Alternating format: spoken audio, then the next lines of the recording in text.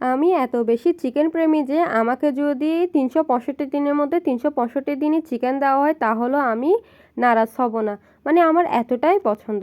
তো আজকে আম্মু চিকেন রান্না করবে। চিকেন রান্না করার জন্য প্রথমে একটি ডেকচি নিয়ে নিবে, সেখানে দিয়ে দিবে তেল।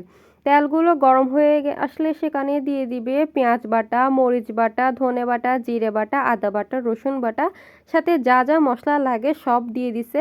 সব কিন্তু আম্মু একসাথে বেটে রেখেছিল, তাই সবগুলোর নাম আমি বলতে পারছি না। তারপর সেখানে দিয়ে দিল কয়েকটা গোটা কাঁচামরিচ। আপনারা চাইলে কাঁচামরিচগুলো মাঝখান থেকে ফালি করে দিতে পারেন। তারপর মশলাগুলোকে ভালো করে কষিয়ে নিবে। মশলাগুলো একদম ভালোভাবে কষে গেলে তেল ছাড়া ছাড়া ভাব চলে আসলে সেখানে দিয়ে দিবে টুকরো করা আলু, আর দিয়ে দিবে দেশি মুরগি।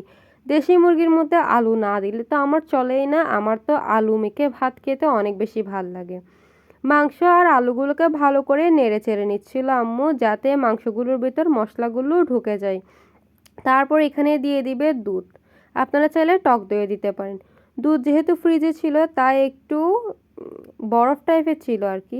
তারপর আম্মু ঢাকনা দিয়ে দিল। দেখেন দুধ গলে গেছে। তারপর হচ্ছে আলু আর হচ্ছে চিকেন থেকে কতগুলো পানি বের হয়েছে। এখানে কিন্তু এক্সট্রা করে কোনো পানি দেওয়া হয়নি, এগুলো কিন্তু সব বের হয়েছে ওইখান থেকে। তারপর চিকেনগুলো সিদ্ধ হয়ে যাওয়া পর্যন্ত অপেক্ষা করব। এই তো রেডি আমাদের রেসিপি।